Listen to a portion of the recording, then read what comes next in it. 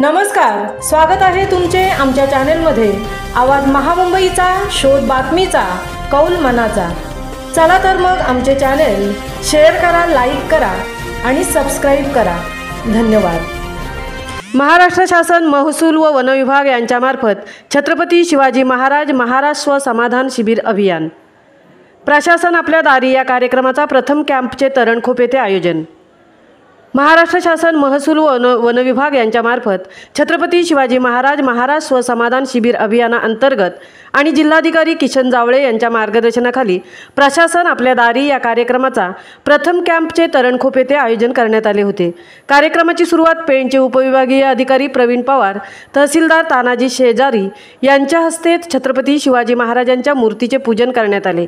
यावेळी प्रसाद कालेकर, नितीन परदेशी, तरणखोप सरपंच दर्शना पाटील, माजी जिल्हा परिषद सदस्य डीबी पाटील, दिनेश पाटील, सुरेश पाटील, कृषी अधिकारी सागर वाडकर, आरोग्य अधिकारी, आदिवासी अधिकारी तसेच ग्रुप ग्रामपंचायत, आजी माजी सरपंच, उपसरपंच सदस्य तसेच ग्रामस्थ मोठ्या संख्येने उपस्थित होते।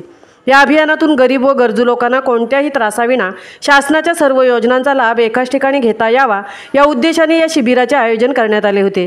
या शिबिरात जातीचे व विविध दाखले वितरण, जिवंत सातबारा, आदिवासी विभागातील योजना, अँग्रीस्टॅक आरोग्य तपासणी, संजय गांधी निराधार योजना, कृषी विभागातील योजना, पंचायत समिती विभागातील योजना, PM किसान या योजनांचा लाभ नागरिकांना मिळणार आहे। आवाज महामुंबईचा चॅनलसाठी मंथन पाटीलसह तृप्ती भोईर, पेण। राबवण्यात येत असलेलं अभियान छत्रपती शिवाजी महाराज समाधान शिबिर योजना। समाधान शिबिर म्हटलं तर ही बऱ्याच वर्षापासून राबवण्यात येणारी योजना आहे।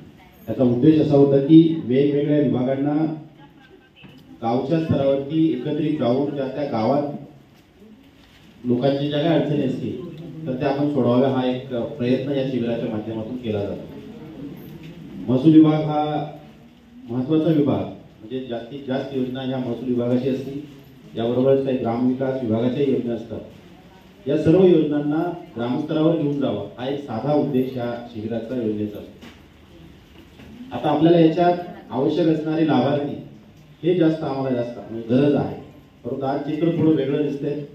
जे रोज चेहरे आमच्या ऑफिसला असतात तेच चेहरे आज समोर बसलेले, त्यामुळं जेवढी जास्त या शिबिराची प्रसिद्धी होईल तेवढी त्याचा उद्देश, त्या योजनेचा उद्देश सफल होईल आणि जो गावचा म्हणतो आपण शेवटचा जो लाभार्थी आहे त्याच्यापर्यंत आम्हाला पोहोचता येईल।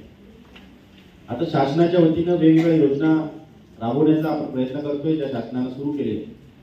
नुकतंच जिवंत सातबारा हे महसूल विभागाच्या वतीनं राबवण्यात येणार एक अभियान आहे।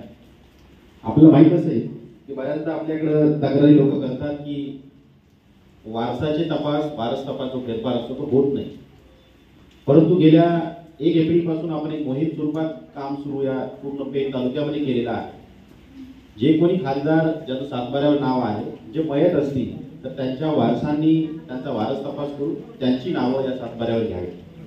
आता हे घेत असताना केवळ तर तलाठी म्हणजे ग्राम महसूल अधिकाऱ्याची जबाबदारी नाही, तर त्यासोबतच जो कोणी खासदार आहे, मयताचा वारस आहे, त्यांना सुद्धा समोर आलं पाहिजे आणि विहित जे काही प्रतिज्ञापत्र असेल तर ते करून दिला तर आपण तात्काळ अशा पद्धतीने त्यांच्या वारसाची नावं घ्यायची मोहीम सुरू केली आहे। या शिबिरात सुद्धा आपल्याला जास्त अर्ज येतील, परंतु मी हे आवाहन करेन की गावचं जे नेतृत्व असणारे जर तुम्ही बसलेला आहात तर जास्तीत जास्त लाभार्थी कशा आमच्याकडे येतील। ॲक्च्युली आम्ही प्रयत्न करतोय, परंतु कुठेतरी आमची यंत्रणाही कमी पडते। आमचं नियोजन असं दिसतंय की आम्ही फक्त फोटो काढण्यापुरतं कार्यक्रम शिबिर घेतो, परंतु हे न होता प्रत्यक्षात लोकांपर्यंतही आम्ही पोहोचलं पाहिजे। परंतु आम्ही जरी प्रयत्न केला तरी गावचे जे नेतृत्व आहे यांनी आम्हाला मदत केली पाहिजे। तर मी असं सुचवेन की शक्यतो संध्याकाळच्या वेळी जर घेतले तर लोक जास्त येतील, बरोबर? तर त्या पद्धतीने आम्ही पुढचे जे कॅम्प होतील हे